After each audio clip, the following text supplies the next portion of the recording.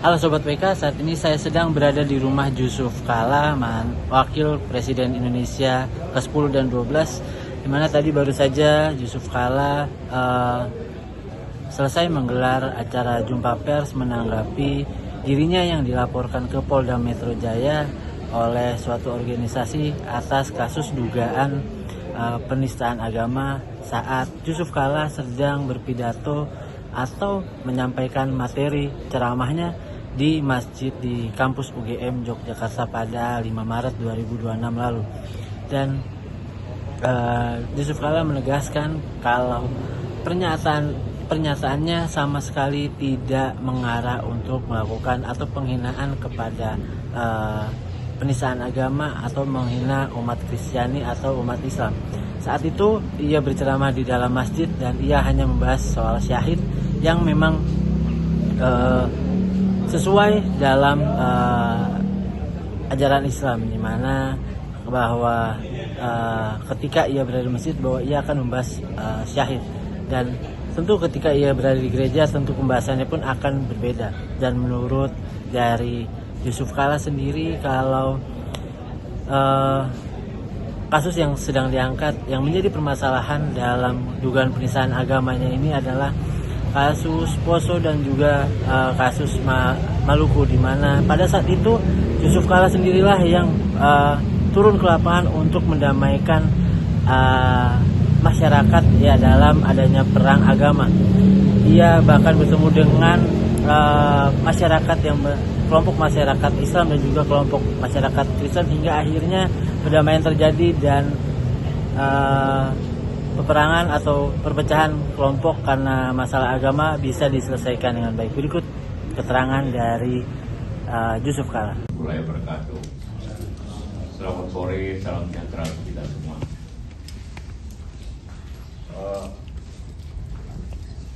Adik-adik atau teman-teman dan saudara-saudara semua, pertama saya minta maaf karena baru hari ini saya dapat menjelaskan masalah-masalah yang viral sekarang ini. Karena saya baru subuh tadi pulang dari Jepang, masjid, ketemu dengan orang-orang dan sebagainya, sehingga saya tidak bisa cepat memberikan tanggapan masalah-masalah yang timbul pada dewasa ini. Kali ini ada beberapa hal saya ingin menjawab, menjelaskan tentang ceramah saya, ceramah Ramadan itu maksudnya. Ceramah Ramadan itu artinya yang hadir hanya orang Muslim, ya, di masjid lagi, kemudian di kampus, berarti yang hadir orang intelektual, ya, itu dulu dipahami dulu tentang keadaan itu. Hadir yang Muslim, hanya Muslim, intelektual dan lingkungan terbatas. Jadi itu dulu untuk mengetahui situasinya. Karena ini menyangkut tentang Maluku dan Poso. Sebelum saya ingin menjelaskan, saya ingin perlihatkan dulu sekilas, karena Anda masih muda. Saya kira sebagian besar belum lahir, mungkin sebagian belum lahir. Karena itu terjadi 25 tahun yang lalu, 26 tahun yang lalu. Kalau ada lahir setelah itu mungkin umurnya baru setahun, 2 tahun. Jadi perlu Anda flashback dulu, apa itu konflik apa? Konflik. Jadi saya putarkan dulu video dulu. Video ini hanya pembukaan konflik itu, belum intinya. Karena yang bisa diambil oleh jurnalis pada waktu itu hanya di kota. Coba mulai. Itu suasana.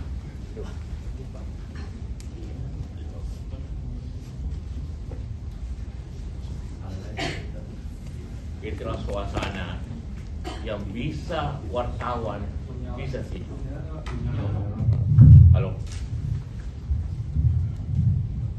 Halo. Inilah suasana yang wartawan bisa terima. Yang tidak ada media lebih kejam lagi, lebih parah lagi.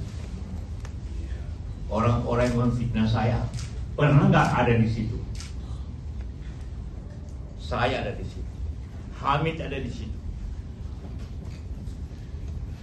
Uceng sebagai wartawan waktu itu pergi melihat. Ini baru orang awalnya. Yang lain potong leher. 7.000 orang meninggal. Emangnya karena apa? 7.000. Jangan lihat katanya 3 atau 4 yang tadi kelihatan. 7.000 orang meninggal di situ. Nah, yang paling mengetahui keadaan justru ketua PGI, Persekutuan Gereja Indonesia, dan dulu ketua Sinode di Maluku, tertahu betul. Coba lihat pernyataannya supaya lebih lengkap lagi. Bagaimana keadaan sebenarnya yang terjadi? Bagaimana orang dipotong kepalanya dan kepala itu diikat bola. Inilah konflik yang paling kejam mungkin setelah G30S, karena general yang di paling ganas, paling jahat. Inilah, bayangkan kalau saya potong kepalanya Hamid, baru kepalanya juga babi di kantong. Tadi saya katakan kan? Tadi ada. Bagaimana kepala orang dijadikan bola? Bagaimana kejamnya waktu itu? Dan itu jelas dikatakan tadi. Itu karena agama masuk di situ. Islam Kristen berbuat begitu. Kalau orang Islam, orang Kristen masuk di dalam Islam, tanya apa Islam? Dia bilang Islam. Coba, Assalamualaikum. Coba. Tapi kemudian banyak orang begitu. Sebaliknya kalau ke Kristen, Shalom. Coba. Tapi kemudian banyak ya, suruh baca Al-Fatihah. Tidak bisa baca Al-Fatihah langsung. Sebaliknya juga di Kristen begitu. Kami bertiga masuk ke situ untuk menenangkan. Ada berani nggak? Berani nggak ada Armando itu ke situ? Berani nggak itu Edi Darmawan begitu? Berani nggak Anda semua?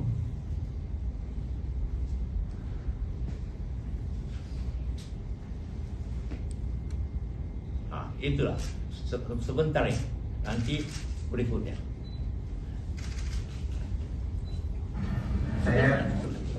Nanti setelah saya bicara baru ini. Jadi saya ingin jelaskan tentang di UGM itu. Acara UGM itu acara ceramah bulan puasa, supaya dilakukan di mana-mana di masjid. Jadi undang datang karena temanya adalah perdamaian. Perdamaian. Jadi khususnya temanya tentang langkah-langkah keperdamaian. Apa itu? Kurang lebih. Saya jelaskan tentang apa itu perdamaian. Perdamaian itu adalah akhir daripada konflik. Apa itu konflik? Akhir dari perdamaian. Kemudian mulai konflik dunia ini, konflik di Eropa, perang dunia pertama, saya uraikan. Dan bagaimana 15 konflik di Indonesia, bagaimana apa yang terjadi. Ada konflik karena ideologi kayak Madiun, ada konflik karena ideologi, ada konflik karena wilayah kayak di ada konflik karena ekonomi kayak di Aceh. Saya jelaskan satu persatu. Kemudian 1 menit saja saya bicara satu 2 menit bicarakan konflik karena agama. Itulah antara lain hanya mengatakan ini nanti dibagikan sama anda untuk anda pelajari kembali. Benar enggak saya menista agama? Saya damaikan ini apa saya menista agama? Saya pertaruhkan jiwa saya dengan Hamid masuk ke daerah yang anda lihat tadi, masuk ke daerah itu. Tidak ada presiden Gus Dur, tidak ada yang bisa. Jenderal-jenderal dalam tidak bisa mendoakan. Tokoh-tokoh Madusku atau militer itu berapa? 20-an. Tidak bisa. Saya datang tanpa pengawal, masuk ke daerah itu.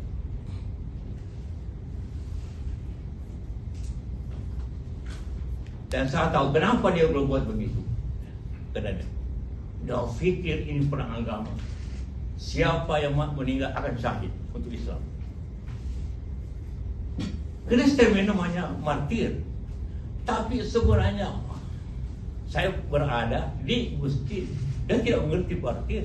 Yang saya katakan karena hampir sama. Syahid dan martir hampir sama. Cuma bedanya caranya. Kalau syahid semua sama, mati karena membela agama. Itu syahid. Martir juga begitu, mati karena membela agama. Jadi hanya istilah saja. Tapi karena saya di masjid, maka saya pakai kata syahid. Karena kalau saya pakai kata martir, jamaah tidak tahu. Untuk menjelaskan, jangan sama sekali agama dipakai untuk berkonflik. Jangan. Ini Anda calon-calon pemimpin, coba. Calon-calon pemimpin semua ini.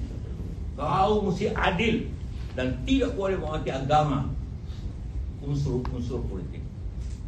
Ini akibatnya saya bilang. 7.000 orang meninggal dalam 3 tahun. 7.000 dalam 3 tahun. Aceh 30 tahun meninggal 15.000. Artinya di Aceh tiap tahun itu 500 orang. Ini tiap tahun itu 3.000 orang, 2.500 orang tiap tahun. Bayangkan nggak? Anda bayangkan yang mudah-mudahan. Lihat kejadian. Lihat kejadian. Bagaimana orang menangis? Pengungsi Poso aja 100.000 yang mengungsi. Saya datang tuh Poso Ambon itu sebagai Menko Kesra untuk menyelesaikan pengungsi. Tapi saya lihat keadaan tidak mungkin saya selesaikan pengungsi. Salah satu cara damaikan.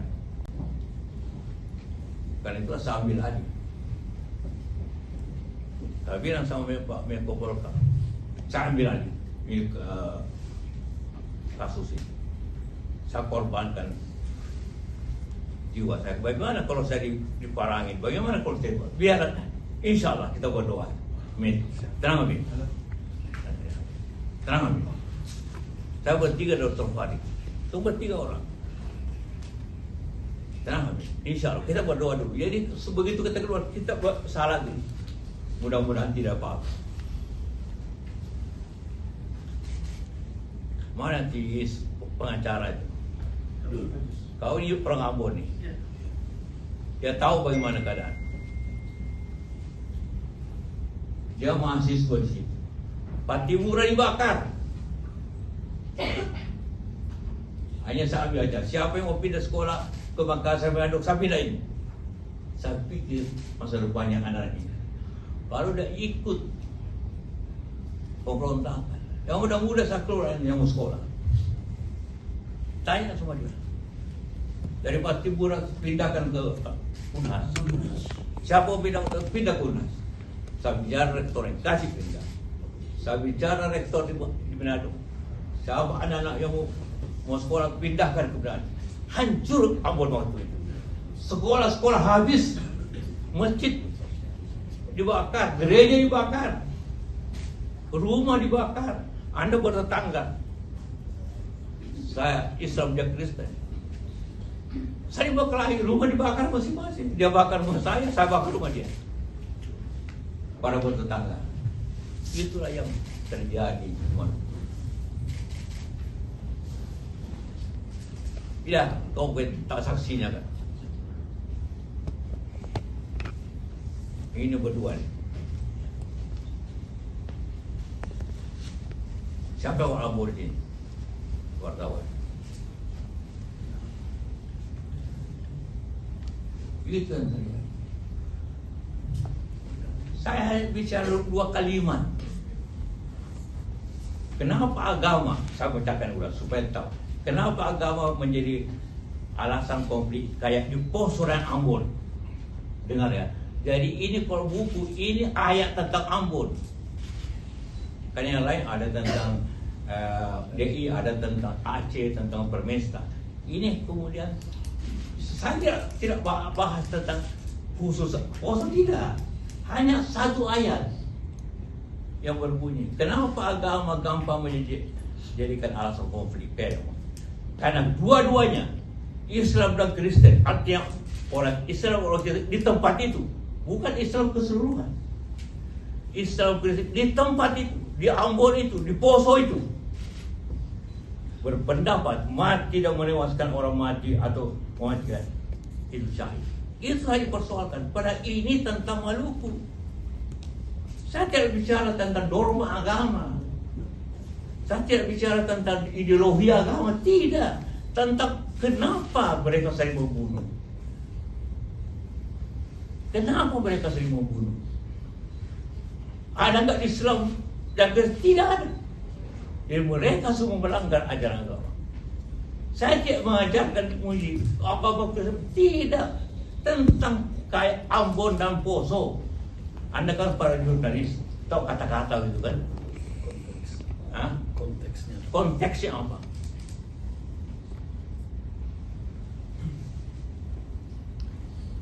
Semua pihak Kristen juga berpikir begitu. Artinya karena bisa bicara di kalangan Islam, sehingga zakat semua pihak, ya artinya Islam dan Kristen juga berpikir begitu. Kalau saya bunuh orang Islam, maksudnya saya syahid. Kalau saya mati pun syahid. Akhirnya salah susah berhenti konfliknya orang yang membawa agama. Dan saya bilang kedua-duanya, karena kedua-duanya Islam Kristen, kedua-duanya berpendapat. Jadi orang itu yang berperang tadi itu kedua-duanya berpendapat. Saya tidak katakan Islam seluruhnya, Kristen seluruhnya, tidak. Konteksnya ini cuma dua kalimat. Konteksnya.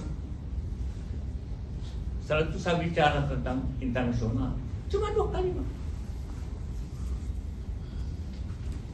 Kalau kulihat video apa? Saya membunuh kan?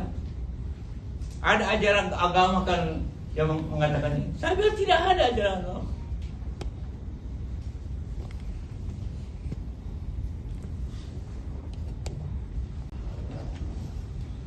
Jelas saya katakan buat tidak ada ajaran agama. Karena itu saya selesaikan ini dengan satu kata. Rapat umum di Rentina.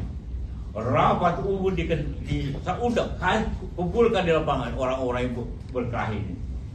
Bilang kalian masuk neraka. Karena tidak ada ajaran Kristen dan ajaran Islam yang mengatakan saling membunuh saudaranya itu masuk. Jadi kenyataannya gini, dan saya bantah. Ingat, dia di belakangnya bahwa kalian semua saudara. Jangan ajar itu. Lihat kalimat berikutnya, kalian semua tidak ada Islam tidak mengajarkan itu. Jadi ini mereka paham, tapi tidak sesuai dengan ajaran Islam dan ajaran Kristen. Itu arti yang kalimat-kalimat ini. Karena ini cara lisan, tentu strukturnya tidak seperti buku, tapi saya bicara. Tapi tetap terstruktur.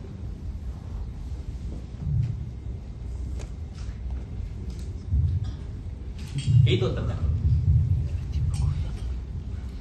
Ya. Nah, karena itu, coba yang tadi itu, apa pendapat ketua sinode yang waktu itu, Pak John. Istrinya kan Bu. Dari sini kan? Istrinya. Dia ke sini. John. Istrinya kan Bu. Bagaimana sahabat Andi bayangkan sama Anda? Bagaimana kami bertiga di rumah Pak. Dan ada Pak. Sulitnya menangani ini. Pertama saya pergi dengan Pak SBY, dengan tentara pengawal macam panser masuk kota. Bicara para Tabasu. John pendeta John yang paling keras bicara. Kalau Islam itu semua Muhammad Atam itu, Anda bayangkan. Karena saya hanya mendampingi saja. Ini orang ngomongnya kayak apa? Sore rombongan pergi, kami tinggal. Kita tinggal. Kau selesaikan ini soal. Kumpul lagi semua. Setelah itu bicara kelompok Islam, bicara Kristen. Saya bicara Uskup Agung Pandangi, Uskup Pandangi. Ada nggak orang Katolik di sini? Angkat tangan. Tidak ada ya? Saya tunggu di rumahnya 1 jam karena dia tidur. Sampai sekarang dia selalu ingat itu. Begitu menyelesaikan. 2 hari kemudian saya datang lagi. Ini untuk memberikan gambaran bagaimana kejamnya situasi. Saya datang lagi. Di bandara saya dijemput dengan motorboat, speedboat ke kota. Saya bilang, kenapa kita dengan motor speedboat? Karena jalan sudah penuh dengan pohon yang dipetak di bawah. Habis jalan ke Ambon. Kita naik motor. Saya 2 hari di situ. Bicara semua orang lain. Bicara kelompok itu. Jangan sekali jihad.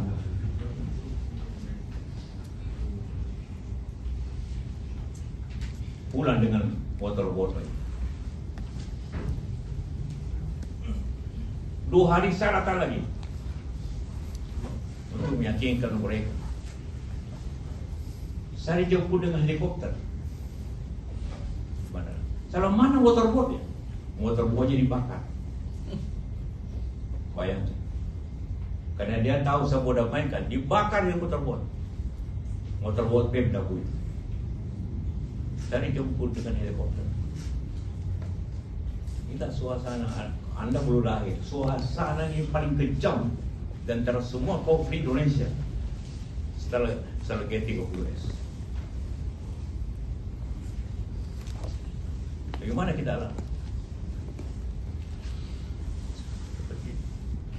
Sama di pos, begitu juga.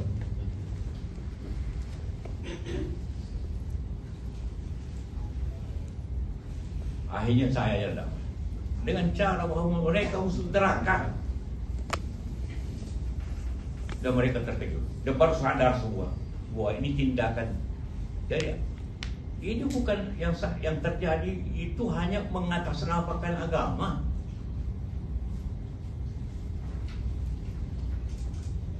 Bahwa dia akan masuk surga. Saya tentu, saya ulangi lagi, saya pakai kata syahid, bukan martir, karena saya di masjid. Ingat, saya bicara di otak jamaah tahu bahwa dia berjuang untuk agama. Islam menganggap dia berjuang agama, Kristen menganggap dia berjuang untuk agama. Terjadilah perang besar-besaran, saling mentolak. Dalam Kristen yang saya baca, itu tidak boleh. Dalam Islam juga tidak boleh. Jadi bukan saya bicara dogma agama, bukan. Saya bicara kejadian pada waktu itu. Kejadian pada waktu itu. Semua merasa masuk surga. Tadi lihat, sebelum pergi mereka, pemuda-pemuda ini pergi berperang, semua didoakan. Kau pergi berdoa, kau habisi musuhmu. Islam juga begitu, didoakan oleh para ustaz. Kau pergi. Jadi ini perang agama, perang karena agama, yang dipakai agama, tapi agamanya diselewengkan agama. Itu yang terjadi.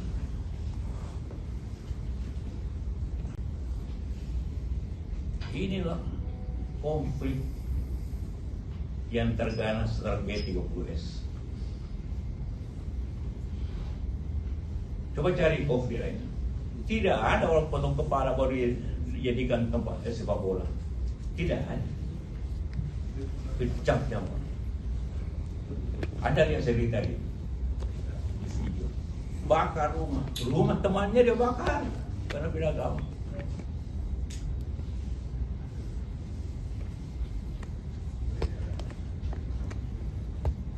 Nah itulah yang saya ingin membuatkan sama Anda. Nah sekarang, kan masih ada suatu tambahan sedikit nanti. Ada pertanyaan? Ya, nama apa? Dari mana?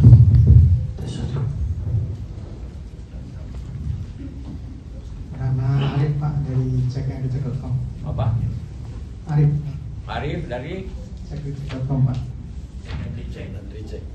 Oh, ya silakan. Ya sebetulnya kalau kita cermati dari pidato Bapak di UK itu, kalau kita berpikiran jernih itu memang kita bisa paham tidak ada hal yang menyangkut pesan agama, tapi kan kalau sudah masuk ke wilayah politik susah ya Pak ya.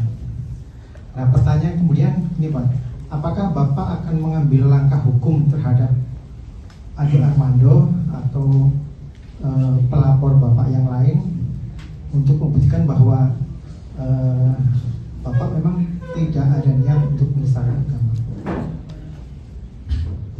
Kami sedang mempelajari itu di mana letak. Mudah-mudahan Tuhan Allah memaafkannya. Para pemfitnah itu. Al-fitnah itu asyaddu minal qatl. Fitnah lebih kejam dari pembunuhan. Semua pemfitnah saya semua. Apa dia bikin pada waktu itu? Kasih tahu mereka semua. Orang yang besar bawahnya, apa dia lakukan pada saat itu? Kita akan pertimbangkan. Karena kalau tidak dituntut, ini akan terulang lagi. Hati-hati dan ngomong kemana-mana. Minta maaf. Orang si Islam model, jangan saya bilang. Kau tahu semua itu di Medan. Jangan. Karena itu saya undang sekjen DMI dan supaya kasih tahu masjid. Tenang. Masjid banyak yang terlihat. Bagaimana Pak? Kita rawat. Jangan. Di Makassar ada lihat. Mau demo besar-besaran. Jangan. Itu di Subhan. Mana Subhan? Kau kan? Ini yang Subhan kasih pengumuman. Tidak boleh demo. Tapi secara hukum kita serahkan kepada timur, serahkan ke masyarakat. Banyak masyarakat yang mau karena tersinggung, bukan saya yang mau, masyarakat yang mau mengadukan hukum. Saya diam aja. Masyarakat tidak bisa ditahan kalau dia mau. Sudah puluhan orang Islam akan adukan semuanya. Terserah mereka. Saya sedih, mudah-mudahan Tuhan memampukan dia. Mengampuni bukan mau. Berarti Bapak tidak akan mengambil langkah hukum sendiri ya? Ya kan organisasi sudah banyak, buat apa saya? Terserah. Dan hukum akan berjalan bagi yang memfitnah dan tidak benar. Benar nggak dia kalau Anda lihat ini? Benar nggak? Ada yang benar nggak yang fitnah itu? Bagaimana Anda melihat hukum dan sejarah?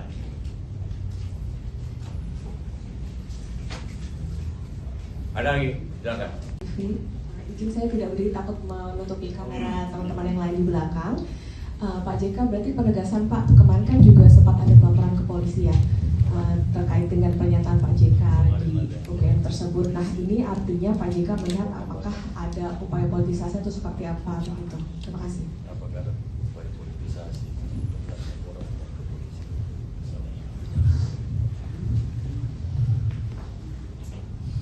Saya tidak tahu, saya tidak menuduh politik, tetapi ini kenyataannya bahwa ini timbul setelah saya mengadukan di respon, dan kedua saya mengatakan bahwa ini sudah 2 tahun rakyat ini berkonflik, bertentangan, saling mengadu, saling berteriak, demo. Sudahlah Pak Jokowi, sudah kasihlah ijazah saja. Itu saja. Timbul lagi sensitif sekali itu ijazah. Kenapa sih? Dan saya itu asli. Kenapa tidak kasih lihat? Kenapa tidak kasih lihat? Membiarkan masyarakatnya berkelahi sendiri, saling memaki masyarakat 2 tahun. Inilah saya ingin kasih tahu sama Anda. Saya berpasangan dengan, saya wakilnya Pak Jokowi. Tapi karena sudah selesai maka kita semua warga negara biasa. Saya lebih tua dari dia. Jadi sebagai orang yang lebih senior, saya nasihati. Banyak yang mengatakan, apalagi Pak JK itu apa kurangnya Pak Jokowi ke Pak JK sikap ini? Apa satu dulu Pak JK? Ada nggak? Ada satu dulu nggak? Ada nggak? Salawat nggak Pak Jokowi?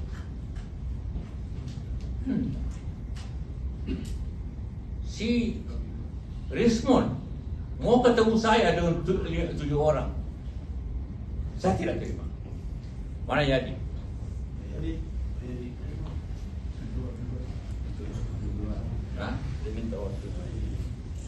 Minta waktu, nanti dipilihkan WA-nya oleh temannya yang saya tolak. Roy suruh mau ketemu, saya tolak. Demi saya mau netral. Mana itu? Ini ada masih ini. Baca. Tanggal 2 Maret Pak. Dia mau ketemu saya dengan 7 orang.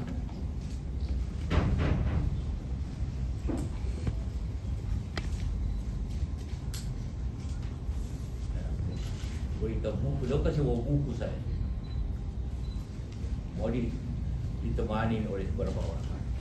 Kan tolak. Saya tidak mau campur di urusan. Tapi ini soal Rismoni sudah melibatkan semua orang, dituduhlah saya, dituduh Puan, dituduh SBY, dituduh siapa. Itu pengalihan aja. Ya saya marah, kenapa? Apalagi saya dituduh kasih 5M. Mana saya kasih 5M? Ketemu aja tidak tahu saya. Kenal pun tidak. Ini buktinya. WA-nya. Tidak, saya bilang. Ya jangan terima. Bilangin tidak. Tadi bilang lagi mau PU-nya. Menemu saya tidak mau saya. Kenapa tiba-tiba sensitif sekali saya katakan saya seniornya? Siapa yang bawa Jokowi ke Jakarta? Saya yang bawa ke Jakarta dari Solo untuk jadi gubernur. Saya bawa. Saya ke Ibu Mega. Ibu, ini calon baik orang PDIP. Wah, jangan. Saya datang lagi. Akhirnya beliau setuju. Jadilah gubernur. Itu pun saya kasih. Sehingga waktu waktu dia menang jadi gubernur, setelah itu Ibu Mega datang sama saya, ucapan terima kasih. Apa kurangnya saya itu? Saya bawa ke Jakarta, kasih tahu semua itu terlemul itu. Jokowi jadi presiden karena saya. Kan tanpa gubernur mana bisa jadi presiden? Coba dia datang ke rumah ucapan terima kasih karena setelah itu Ibu Mega dulu sebagai baru datang sama saya. Coba dia jangan bilang apa Jokowi, saya yang bantu Jokowi. Boleh tanya sama beliau, kasih lihat foto ini. Itu masih pakai baju kotak-kotaknya.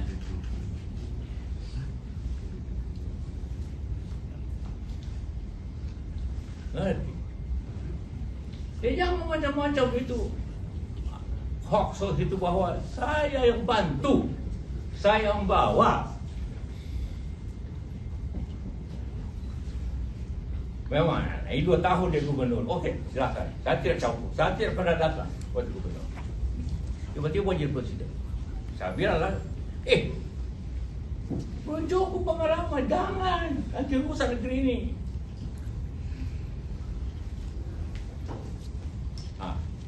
Tapi Ibu Mega kasih tahu saya, dia tidak mau tiket kalau saya tidak wakilnya. Kenapa saya mesti wakil? Karena Pak JK yang paling berpengalaman. Bimbinglah dia. Aduh, saya mau pulang kampung waktu itu, pulang ke Makassar. Ibu Mega bilang jangan.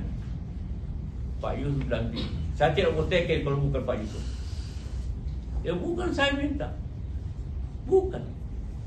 Ibu Mega yang minta sama saya agar dampingi karena beliau tidak ada pengalaman. Iya dah, coba minta maaf ya. Kasih tahu semua itu buser-buser itu. Dia tadi tidak jadi gubernur kalau bukan saya.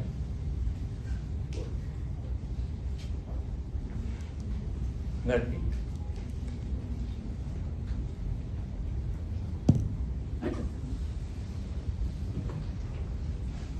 Di rumah ini di depan.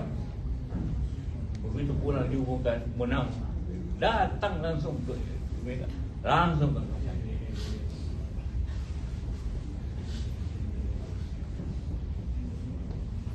ada ceritanya. Kenapa saya tidak pernah minta jadi wapres sama dia?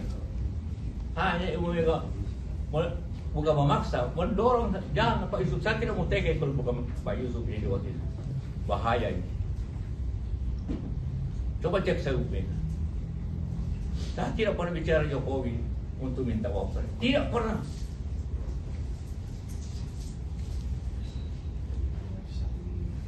Jadi orang kenapa tiba-tiba wapres? Iya karena bahaya negeri ini kalau dia sudah dipilih. Jadi saya orang Golkar, bayangkan. Orang Golkar, tapi oleh PDIP menjalankan saya wakil. Bukan karena war partai, hanya karena perlu dibantu, perlu didampingi.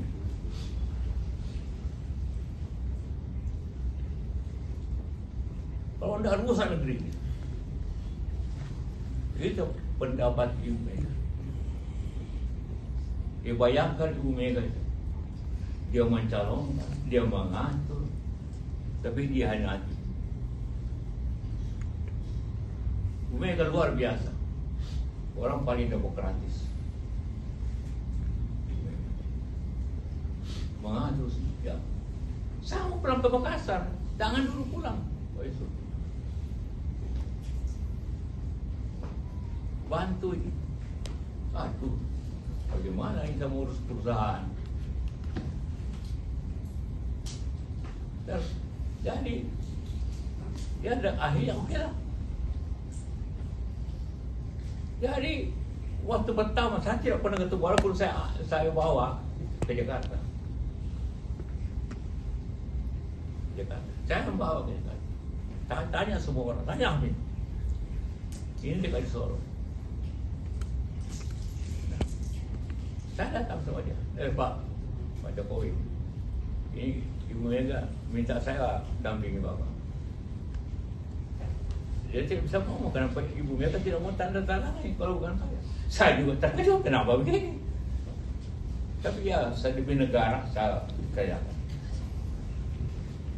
Demi negara, bukan demi Jokowi, demi negara saya kerjakan. Atau saya ceritakan bagaimana di kabinet selama 5 tahun. Tahu saya ceritakan. Oke, itu tadi. Siapa lagi kerja? Hah? Ya, silakan.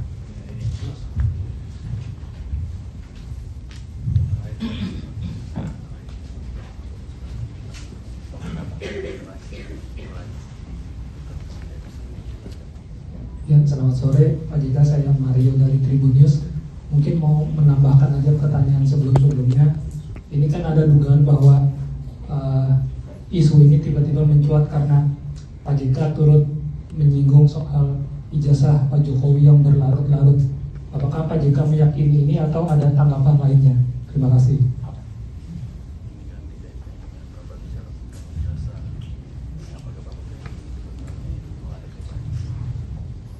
Saya cuma bilang waktu ini baru selesai langsung. Apa urusannya tiba-tiba ngomong kepada saya tentang ayat ini sudah sebulan ceramahnya. 4 bulan. 4 bulan. Tiba-tiba muncul. Oh, semua boleh bantah, tapi apa hubungannya? Dan yang ngomong orang yang sama, orang sekitar sana. Kenapa marah sekali pada saya senior dari lebih tua artinya? Saya kasih nasihat, cuma nasihat, tidak melawan, nasihat Pak lebih baik kasih dia. Kan saya yakin itu asli kita berteman. Kenapa tiba-tiba orang mengatakan salawan? Apa urusannya sama? Kata bahwa tolonglah Pak kasih dia, itu melawan tidak? Apa melawan? Tidak kan? Ngomonglah sedikit, kalau tidak diam aja semua. Tiba-tiba marah semua. Dia kenal ijazahnya asli. Menurut beliau, kasih dia supaya negeri ini aman. Habis waktu kita. Iya malah. Nah itu. Apalagi cukup ya? Sudah paham semua? Ada tambahan.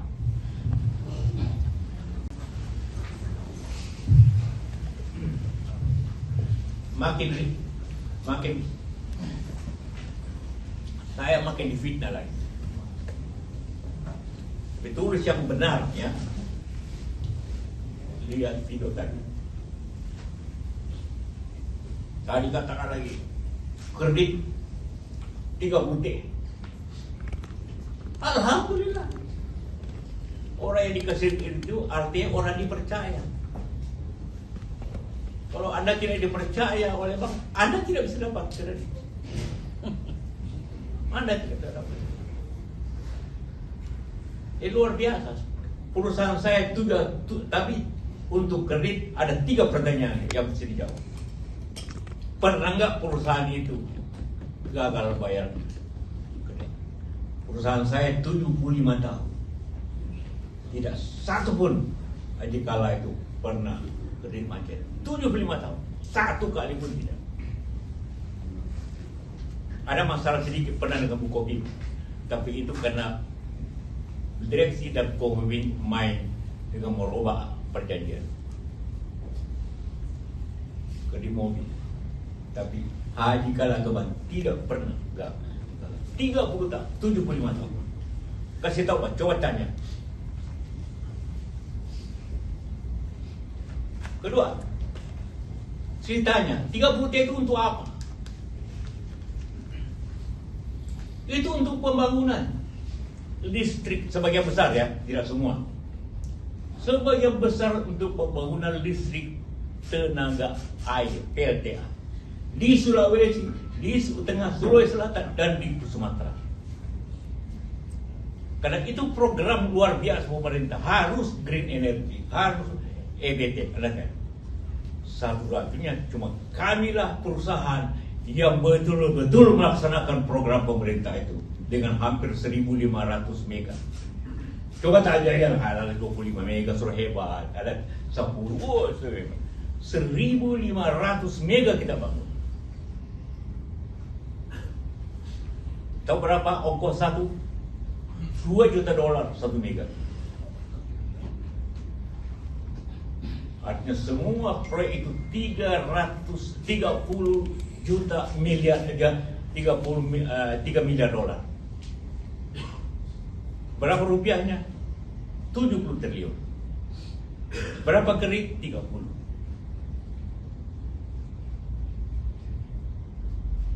Jadi apa yang salah? Bersyukurlah, berbanggalah saya bahwa satu-satunya perusahaan daerah pribumi dipercaya punya kredit 30 T. Coba tunjukkan saya siapa. Kalau konglomerat ratusan T, ini cuma 30. Kalau mau dijatuhkan lagi, mana pribumi lagi bisa macam? Ini pusat pribumi daerah dikacaukan lagi.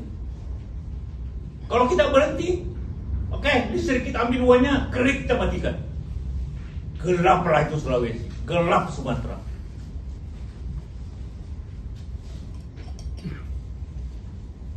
Jadi hati-hati berkata mereka, hati-hati bicara dan jangan mau hancurkan saya dengan kredit itu. Benar, tapi tidak sebesar itu sebenarnya. Salah juga datanya. Yang pertama, ada pelanggaran hukum sebenarnya.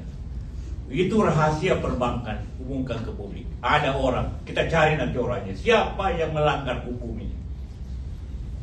Itu rahasia perbankan, diumumkan ke publik. Karena angkanya pasti orang dalam. Saya tidak tahu siapa. Ini pelanggaran hukum. Tapi tidak apa-apa. Saya bangga sebagai pengusaha pribumi, pengusaha daerah, bisa memberikan cahaya untuk Anda semua. Tidak ada uang satu pun untuk main jalan-jalan, untuk beli mobil yang tidak ada satu. Arloji saya ini cuma $25. Arloji saya tidak pernah mewah. Semuanya untuk kepentingan negara. Coba putar itu PLTA yang supaya tahu untuk apanya, yang mana PLTA itu. Macet. Seluruh Sulawesi Selatan, Tengah, Tenggara pada lampu. Di Kerinci, bisa Kerinci, bisa Riau, bisa mati lampu. 30 itu kecil untuk ini, kecil. Satu proyek itu tahu berapa? 15 triliun. Satu proyek. Dan lihat, adakah orang asing yang kerja? Tidak satu pun orang asing yang kerja. Semua pikiran Indonesia. Insinyur Indonesia, teman-teman kalian. Selama orang asing, tidak ada asing. Kami berapa? Tidak ada. Hanya ada satu konsultan dari Kanada. datang sekali 6 bulan untuk mengecek apa sesuai standar internasional tidak. Itu aja kerja. Datang 6 bulan, kerja seminggu, oke, pulang. Datang lagi kemudian. Ini satu 5 tahun kerjanya. 5 tahun. Bayangkan kami harus kerja di gunung, anak bulan 5 tahun. Jadi kecil itu 30 untuk proyek, dan itu proyek pemerintah, proyek internasional. Harus kita kasih tahu yang ngomong tentang macam-macam, kasih tahu jelas. Wah, dan itu bukan uang negara, itu di bank, uang kalian semua.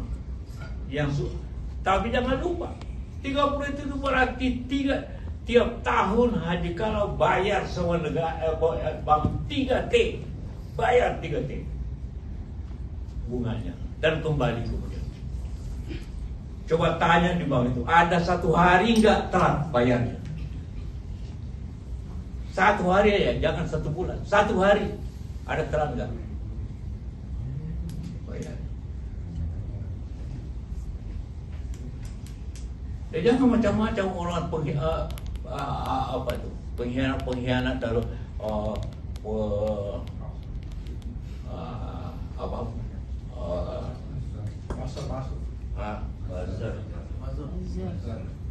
orang fitnah itu.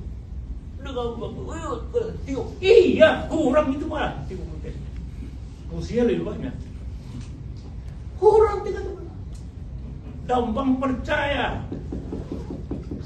Karena tidak ada 1 hari pun telah dibayar. Dan apabila tidak ada ini, gelap kalian di Sulawesi dan di Sumatera. Gelap.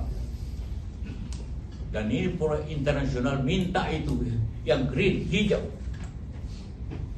Orang datang ke ambil batu bara nikel, jangan. Ini hanya pinjam 5 menit air. Kami tidak bilang hanya pinjam, masukkan ke generator. Turbin.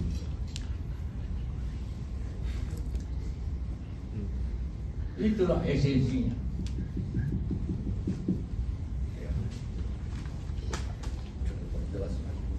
Jelas? Ada pertanyaan? Terakhir, sebanyak sebuah gaya kenal. Coba ngomong. Pak JK itu mau pemerintah tidak benar rakyat. Hari ini naik BBM. Tahu Anda edarkan kan? Naik BBM. Hampir lebih 50%. Tidak bisa, kami Serbia tidak bisa tahan negara ini, keuangannya defisit akan banyak. Semua ya karena pemerintah memaksa. Saya tidak paksa usul. Semua negara, Anda pun boleh mengusulkan apapun boleh. Pemerintah ini pemerintah kita. Apa yang salah kalau kita usulkan naik BBM dan ternyata sekarang naik BBM? Karena tidak sasaran juga tidak bisa tahan keuangan negara. Faktor eksternal. Apa? Faktor eksternal. Iya, karena faktor eksternal. Nah itu. Jadi ada harga siapa 14.000 dulu, naik 24.000, naik 10.000, 1 liter. Bayangkan. Kita sudah hitung 2 bulan lalu bahwa tidak mungkin keuangan negara tanpa menyesuaikan harga BBM. Nah yang pakai BBM itu orang yang mampu.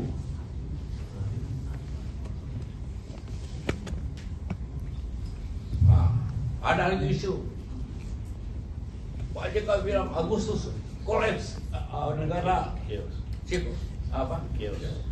Periksa semua media. Pernah nggak saya bilang di media? Ada nggak di media saya bilang?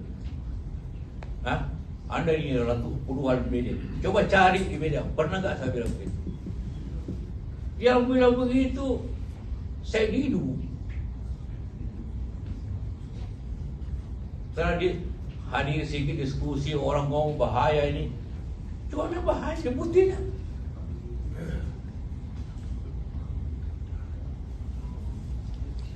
Saya tidak pernah ngomong satu pun tentang bahwa negara ini akan, bahwa Samom ini negara bermasalah kalau tidak naik BBM, kalau tidak LPG dikurangi, kalau tidak koperasi di apa, jangan terlalu besar. Kita ngomong semua kumpul di para ekonom, para ahli daerah. Ya saya teruskan. Ini seperti apa kabar? Saya kirim ke Bapak Presiden. Saya kirim ke Menko Ekonomi. Ada kata-kata isinya. Pemerintah pusat perlu mengantisipasi situasi yang diperkirakan akan mulai muncul pada bulan Juli sampai. Akan situasi akan muncul masalah. Tidak mengatakan kios. Yang ngomong kios itu saya hidup. Coba cek. Saya tidak mengatakan begitu. Dan saya tidak lawan. Percaya bila saya lawan pemerintah. Saya kasih saran pemerintah benar. Itu benar. Semua warga negara. Saya tidak pernah mengatakan jatuhkan pemerintah. Tidak pernah.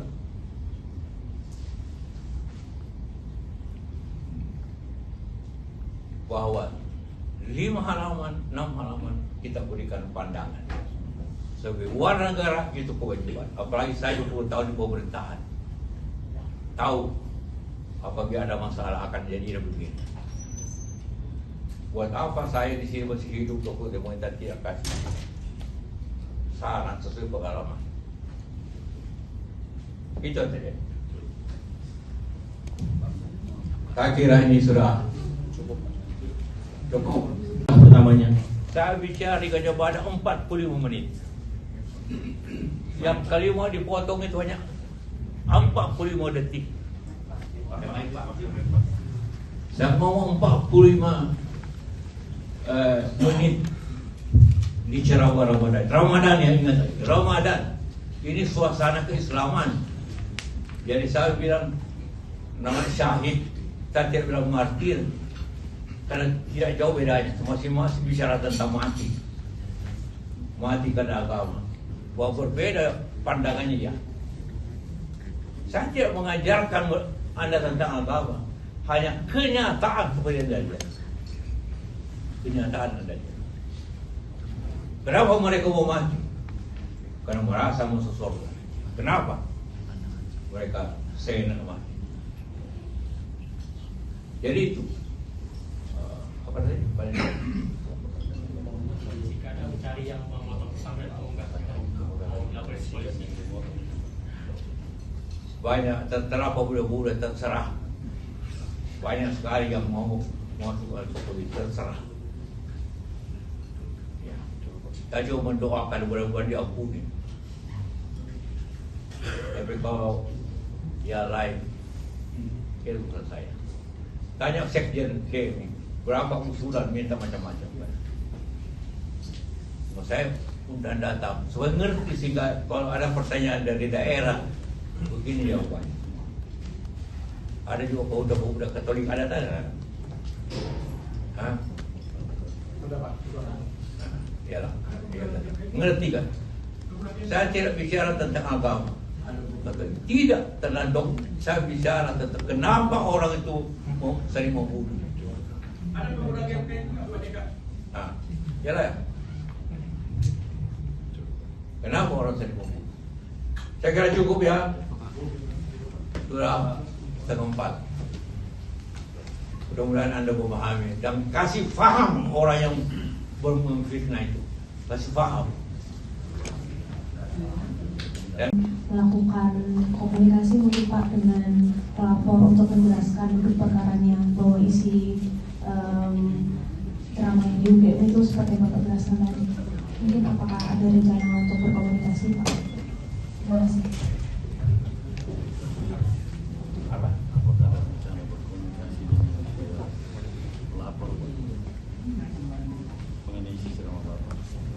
Ya kalau mau datang dijelaskan sama saya untuk jelaskan siapa saja. Banyak organisasi minta dijalankan saja seperti itu. Terbuka. Kalau mau berkomunikasi untuk jelaskan, tapi saya tidak datang kemana. Karena saya merasa tidak benar. Demi mengurangi korban, demi keamanan negara, saya lakukan itu bersamaan. Menyambut nyawa, dia enggak. Artinya terbuka ya Pak ya untuk berkomunikasi? Ya terbuka, siapa saja datang boleh. Saya jelasin, saya kasih buktinya. Ya. Itu. Ya menurut saya orang yang dengan sengaja memotong dengan niat memprovokasi itu jahat sekali. Pertama karena segi substansi dan konteks peristiwa apa yang dia penggali itu betul-betul di luar, ya, di luar konteks, di luar peristiwa. Nah, mungkin saja adik-adik dari Gamki ini tidak mengerti bahwa kutipan itu ada kalimat sebelumnya dan setelahnya. Langsung dia respon secara cepat. Ya, bisa jadi. Yang pasti siapapun yang memenggal ini itu jahat sekali. Betul-betul jahat sifatnya. Memprovokasi orang dengan cara mengelabui. Ada orang memprovokasi orang tapi tidak mengelabui kan? Ini mengelabui dan memprovokasi. Dan yang diprovokasi itu isunya sangat sensitif. Soal agama. Ya.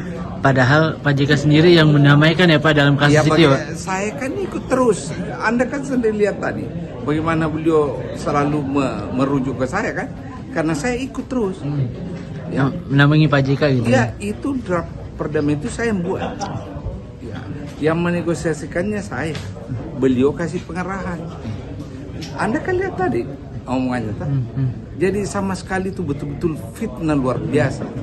Oke, Pak terakhir mungkin Pak solusi dari Bapak gitu untuk masalahnya Ya, Pak JK sekarang saya seperti apa? pikir begini, adik-adik dari Gamki jangan memperkeruh suasana, cabut gugatanmu secara ikhlas. Kemudian ada baiknya ya umumkan siapa yang memberi penggalan itu supaya bangsa ini tidak terlibat dengan polemik berkepanjangan dengan isu-isu yang sangat sensitif ya. Kasihan bangsamu ini habis waktu.